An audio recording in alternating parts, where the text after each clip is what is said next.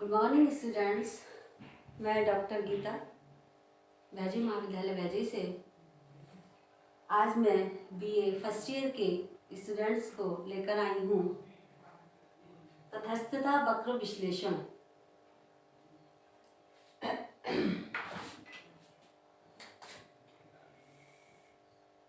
तटस्थता वक्र विश्लेषण।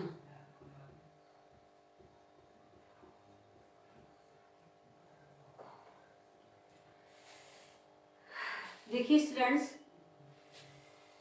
इसका प्रतिपादन जो किया वो प्रोफेसर हिग्स ने किया। किसने किया? प्रोफेसर हिग्स ने और प्रोफेसर एलन ने। प्रोफेसर हिग्स एवं प्रोफेसर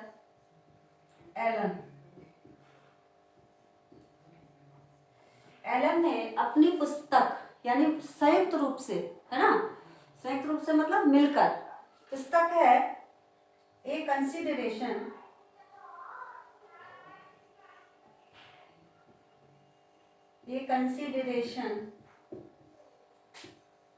of the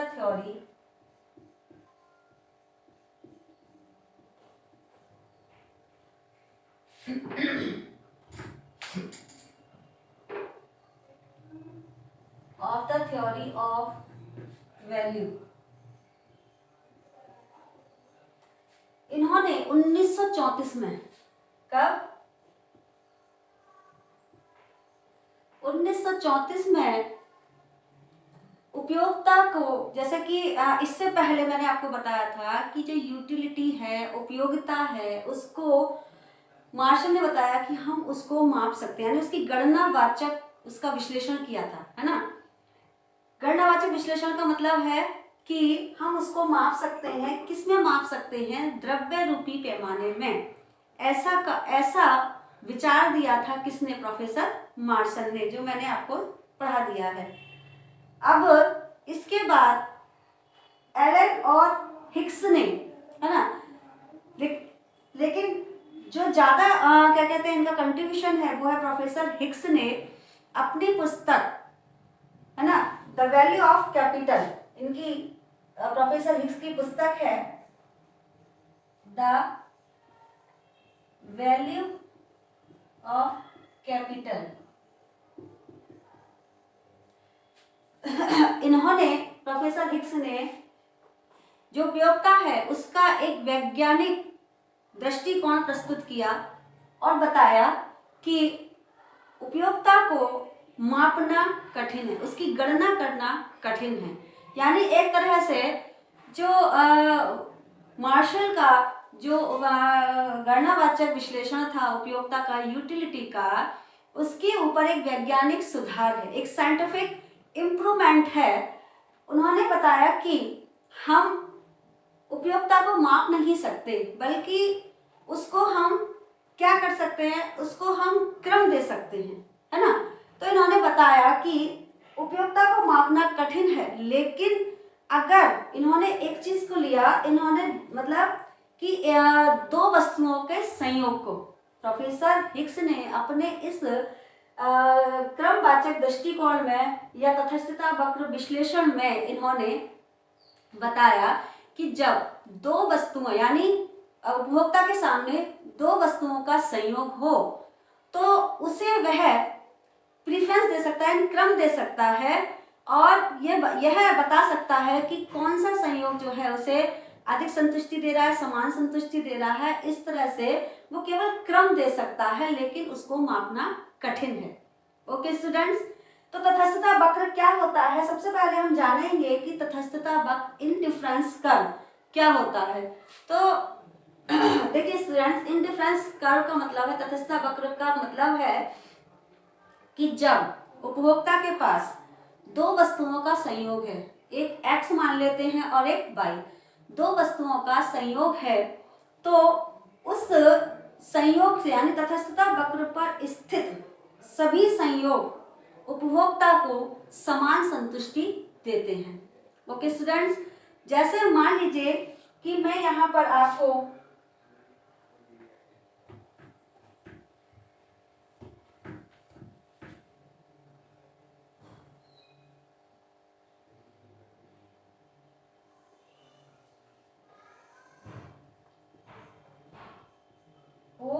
ये हमारा ओ एक्स एक्सिस है, ये ओ वाई एक्सिस है, और यहाँ पर मैं एक्स वस्तु और यहाँ पर वाई वस्तु, ये तटस्थता वक्र इंडिफरेंस कर्व है आईसी। आईसी का मतलब इंडिफरेंस कर्व। अब यहाँ पर इस बिंदु पर ए,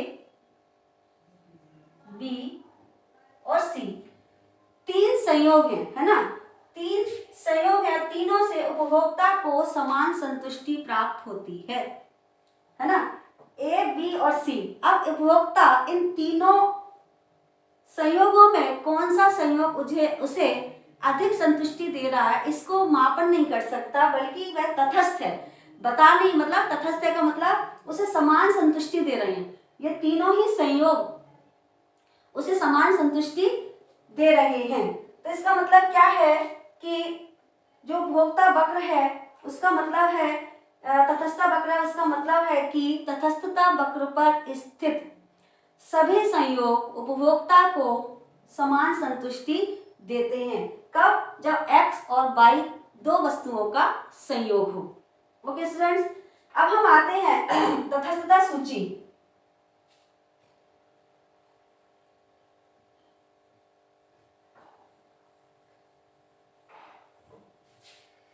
तटस्थता सूची क्या है?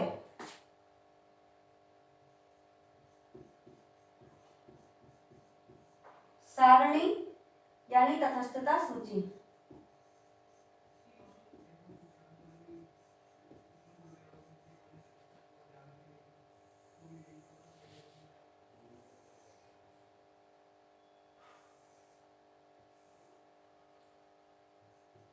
ये हम ले लेते हैं यहाँ संयोग, है ना, या हम सेब मान लेते हैं, वस्तु x को सेब और वस्तु y को संतरा।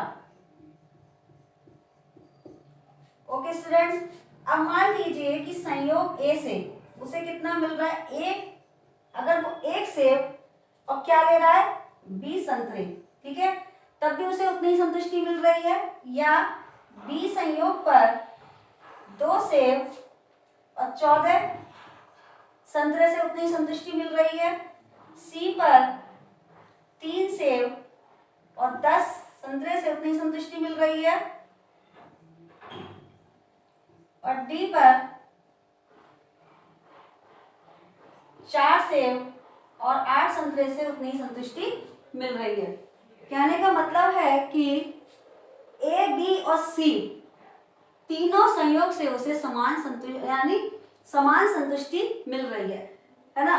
तो अब हम यह देख रहे हैं कि अगर वो संयोग A को प्रेफरेंस देता है, पसंद करता है, तो उसे 1 सेब और 20 संतरे मिलेंगे, और अगर वो B संयोग को प्रीफर करता है तो उसे 2 सेब और 14 संतरे मिलेंगे, और अगर वो C को प्रीफर करता है तो 3 सेब और 10 संतरे मिलेंगे उसे, और D को प्रीफर करता है तो 4 सेब और 8 संतरे मिलेंगे। ओके स्टूडेंट्स, तो यहाँ पर हमने देखा कि जो यहाँ ये जो है यहाँ पर कितने का अंतर है, यानी उसे 1 सेब के बदले यानी एक एक्स्ट्रा सेब लेने के लिए उसे बाई की कितनी मात्राओं का त्याग करना पड़ रहा है, यहाँ पर 6, है ना। और अगर वो एक और एक्स्ट्रा सेब को लेना चाहता है तो उसे बाई की कितनी मात्राओं का त्याग करना पड़ रहा है, 4, यानी 20 और 14 6 और 14 से 10 4, है ना। और अगर वो एक और सेब लेना चाहता है, यानी एक एक्स्ट्रा सेब के लिए उसे कितनी मात्रा का त्याग करना पड़ रहा है, 2, है ना। तो इसका मतलब क्या हुआ स्टूडेंट्स कि अगर संयोग दो वस्तुओं का संयोग है तो समान संतुष्टि का स्तर तभी बना रह सकता है जब एक वस्तु में वृद्धि होने के लिए यानी एक वस्तु एक्स्ट्रा लेने के लिए उसे बाई वस्तु का त्याग करना पड़ेगा, है ना। तो इसका मतलब ये है कि जो तटस्थता वक्र है वो क्या होता है, मूल बिंदु की ओर उन्नतोदर होता है ना स्टूडेंट्स। तटस्थता वक्र क्या होता है, मूल बिंदु की ओर क्या होता है, उन्नतोदर होता है। ऐसा क्यों होता है, क्योंकि प्रतिस्थापन की सीमांत दर के कारण। प्रतिस्थापन की जो सीमांत दर होती क्या होती है, मैं अभी आपको बताऊंगी। यही प्रतिस्थापन की सीमांत दर है कि एक वस्तु एक्स्ट्रा लेने के लिए, यानी एक्स वस्तु की मात्रा लेने के लिए, एक एक्स्ट्रा मात्रा लेने के लिए उसे पहले वाई वस्तु को ज्यादा त्यागने को तैयार है, दूसरी एक्स्ट्रा मात्रा लेने के लिए वो उसकी कम मात्रा त्याग करने को, मतलब कम मात्रा त्याग करेगा, और एक और एक्स्ट्रा लेने के लिए वो और भी कम मात्रा का त्याग करेगा। क्यों करेगा, तभी उसका जो संतुष्टि का स्तर है तभी समान रह सकता है प्रतिस्थापन दर के कारण। इसीलिए तटस्थता वक्र की जो शेप होती है स्टूडेंट्स, तो वो कैसी होती है, वो मूल बिंदु की ओर उन्नतोदर होती है ना। तो मुझे लगता है सर मैं इरेज करके अब आपको यहाँ समझा देती हूँ। देखिए तटस्थता वक्र की जो शेप होती है वो इस तरह की होती है। ओके स्टूडेंट्स, ये वाई वस्तु है और ये एक्स वस्तु है ना। अब यहाँ पर ए है, ए संयोग है, यहाँ पर बी संयोग है और यहाँ पर सी संयोग है। इसका मतलब क्या हुआ, ये मूल बिंदु है, तो मूल बिंदु की ओर कैसा है, ये उन्नतोदर है। उन्नतोदर का मतलब कि जो प्रतिस्थापन की सीमांत दर है वो कैसी है, घटती हुई है। तो इसलिए एक एक्स्ट्रा वस्तु प्राप्त करने के लिए उसे बाई वस्तु का त्याग करेगा, तभी संतुष्टि का स्तर समान बना रहेगा। फॉर एग्जाम्पल, मैं आपको एक एग्जाम्पल से समझाती हूँ कि मान लीजिए कोई उपभोक्ता है ना, तो वो क्या है कि उसका एक सेब और 20 संतरे से भी उतनी ही संतुष्टि मिलने का मतलब है, उतना ही पेट भरता है जितना 2 सेब और 14 संतरे से, है ना। अब मान लीजिए कि ये अगर हम एक सेब और एक्स्ट्रा लेना चाहें तो हमें संतरे की मात्रा का त्याग करना पड़ेगा, है ना, तभी तो हमारी संतुष्टि का स्तर क्या रहेगा, समान रहेगा, है ना। जैसे क्या कहते हैं, एक आम तौर पर मैं आपको एक एग्जांपल दूं कि जैसे मान लीजिए कि मेरा 3 रोटी और 1 कटोरी दाल से, है ना, उतना ही पेट भरता है जितना मेरा 2 रोटी और 2 कटोरी दाल से भरता है ना।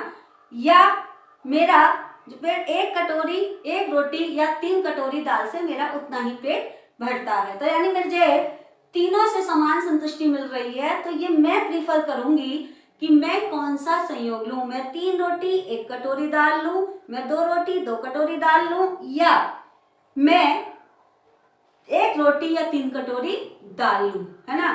तो इस तरह से एक्स और वाई जो तटस्थता वक्र है वो 2 वस्तुओं के संयोग को दर्शाता है।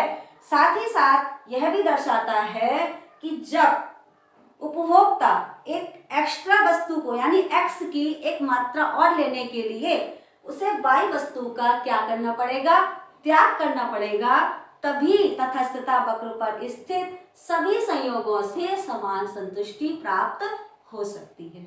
ओके स्टूडेंट्स, अब आता है सीमांत प्रतिस्थापन की दर।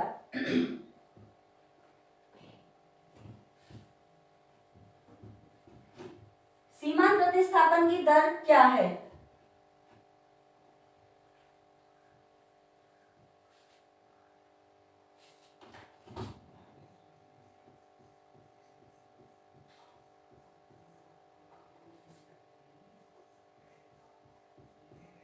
सीमांत प्रतिस्थापन की दर, ठीक है स्टूडेंट, इसको इंग्लिश में बोलते हैं रेट ऑफ सब्स्टिट्यूशन।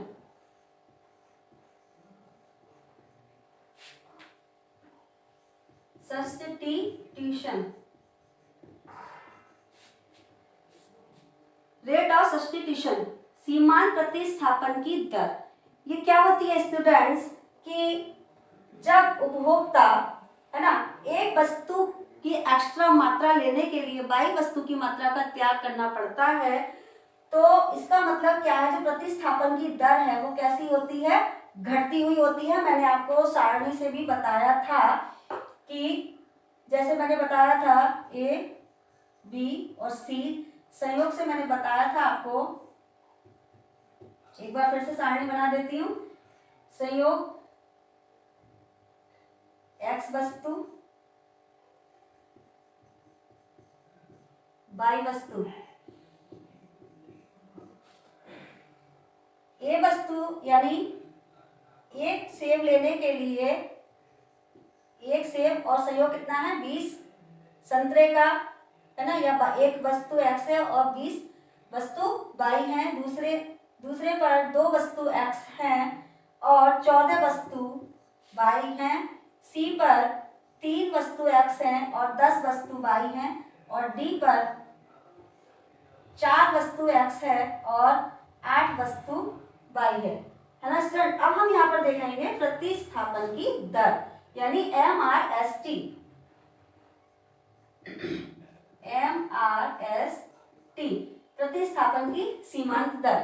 तो देखेंगे स्टूडेंट्स कि पहले को, है ना, 6:1 है, यानी एक वस्तु के लिए वह कितनी मात्रा त्याग कर रहा है 6, है ना। दूसरे में एक वस्तु के लिए वह कितनी मात्रा त्याग कर रहा है 4, कितनी मात्रा का त्याग कर रहा है, यानी दूसरे में जो प्रतिस्थापन की दर है वो 4:1 है और तीसरे में 2:1 है ना स्टूडेंट्स। तो इससे हम MRTS से मतलब marginal the rate of marginal substitution, इसका मतलब है कि जो सीमांत प्रतिस्थापन की दर है वो कैसी है, घटती हुई है ना, घटती हुई है। देखिए पहली एक एक्स्ट्रा मात्रा लेने के लिए वो बाई वस्तु की कितनी मात्रा का त्याग कर रहा है, 6 मात्रा का त्याग कर रहा है, और इसकी मात्रा यानी एक और एक्स्ट्रा वस्तु लेने के लिए यानी बाई की 2 मात्रा अगर वो लेगा तो उसे 6 मात्रा का क्या करना पड़ेगा, बाई वस्तु की 6 मात्रा यानी संतरे का त्याग करना पड़ेगा। तो इस तरह ऐसे देखेंगे, पहले 6 का त्याग कर रहा है, फिर 4 का त्याग कर रहा है, फिर 2 का त्याग कर रहा है ना। और अगर मान लीजिए कि वो सी बिंदु भी होता है तो इसका मतलब क्या है कि 5 वस्तु के लिए 7, इसका मतलब क्या है कि 1:1, है ना। तो इसका मतलब क्या है कि 7वीं एक और एक्स्ट्रा वस्तु के लिए वो क्या कर रहा है, बाई वस्तु की केवल 1 मात्रा का त्याग ही कर रहा है। तो स्टूडेंट्स ऐसा क्यों होता है, मैंने आपको बताया था जो उपयोगिता होती है वो क्या होती है कि जैसे जैसे किसी चीज का स्टॉक हमारे पास बढ़ता जाता है वैसे वैसे इसकी उपयोगिता कम होती जाती है, और जैसे जैसे किसी स्टॉक कम होता जाता है उसकी उपयोगिता बढ़ती जाती है। तो यहाँ पर हमें यही चीज देखने को मिल रही है स्टूडेंट्स कि बाई वस्तु का वो त्याग कर रहा है, इसका मतलब क्या है कि उसका उपयोगिता क्या हो रही है, बाई वस्तु के लिए बढ़ती जा रही है और एक्स वस्तु के लिए उसकी उपयोगिता कम होती जा रही है। तो इसी को बोलते हैं हम कि प्रतिस्थापन की सीमांत दर, जो कि कैसी होती है, प्रतिस्थापन की सीमांत दर घटती हुई होती है। ओके स्टूडेंट, अब हम पढ़ेंगे इसकी विशेषताएं। ओके